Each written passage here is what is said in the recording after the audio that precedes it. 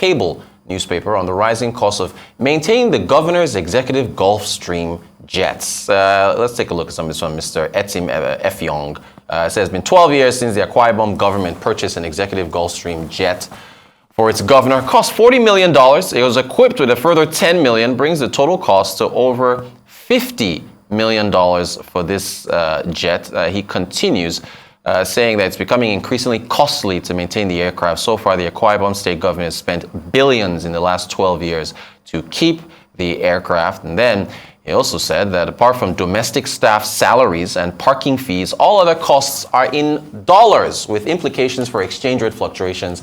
With inflation rising, these costs will continue to increase and the state will find it increasingly difficult to bear them. Arise business analyst Chika Mbonu joins us from London to discuss further. Chika, good morning to you. Chika, you talk a lot about governors and the states. What do you make of these developments? Yeah. You're welcome.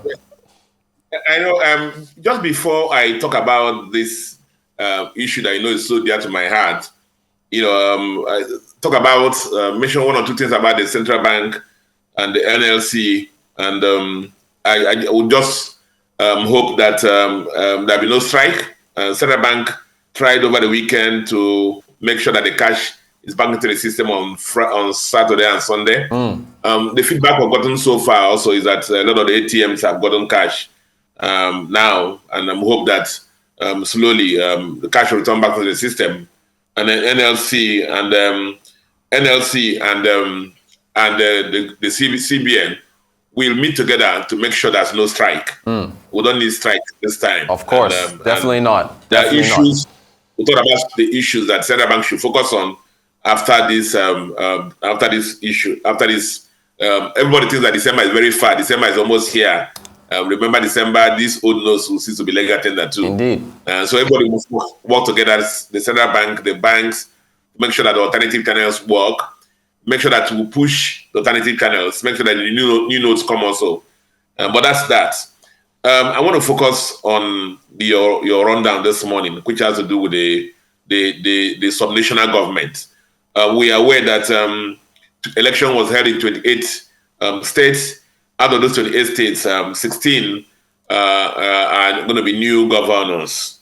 The other ones are returning governors who have one more term to complete. I've spoken so much about this because of the importance of the dream of the makers of a constitution in trying to make sure that the states and local governments become development centers, carry development more closer to the citizens of our country. I must put it out there, my assessment, that our democracy, our governance structure has been a poor imitation of the United States of America, where we copied this from.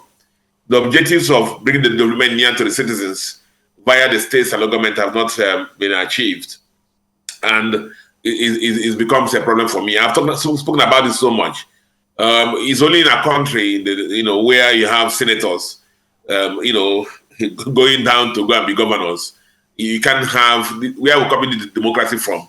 You never hear anything like that. So you can tell you the attraction of being a governor in Nigeria. And so, as you said in your rundown, so many of the states governors are going to leave the new incoming governors with massive debts, months of unpaid salaries, months of pensioners not being paid, vendors, contractors being owed, and so on and so forth. It's been a tragedy for most of them. And why I say so is that, and I told you several times, that when our vote counts, remember I mentioned it to you, when our vote counts, people will start working. And remember after the presidential election, before the presidential election, a lot of the governors sat down and just believed that it was slam dunk, they're going to get their term. And they saw what happened at the presidential election. And so after the presidential election, you saw a lot of comedic actions by some governors coming out now to increase salaries, do promotions, give out gifts to citizens, things they have not done over the last 8 years. But that's the tragedy that we face. And I don't want to dwell on the past. What I want to do is, as these people, new governors are going to be giving their certificates, let me just put out some things for them there.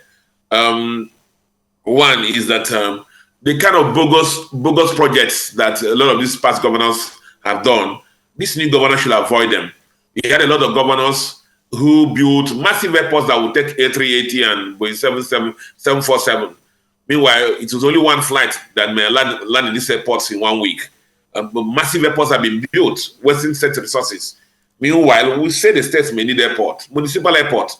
So the new governors must avoid these bogus projects. If I were them, I'm going to review these bogus projects to make sure that they won't continue to suck money from our states. The other thing I think is the austerity. We are believing in. I told you about 3 years ago on a program that we're a broke country. And when I said it, you told me, you looked at me somehow. But subsequent events have shown that a country that finances more than 50% of their budget through deficits and borrowings. I don't know what you can call that. So there must be austerity and lifestyle changes by these governors. A lot of governors are flying, states have private jets. You saw the one you wrote about Akwa Ibom state government. Some states even have 2 private jets. Those kind of ostentation they must let go. And if because those jets are very expensive to maintain, they must give up the PJs, the private jets. The state of the states is a report prepared by a budget that you have been showing there.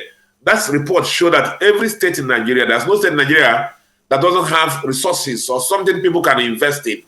But what do we see? A lot of our state government states have become consumption centers. You go and collect FAC allocation on every month. You stay in Abuja there and share it, and nothing happens. That's why you see some states, the IGR is a paltry amount compared to what they get from FAC allocation.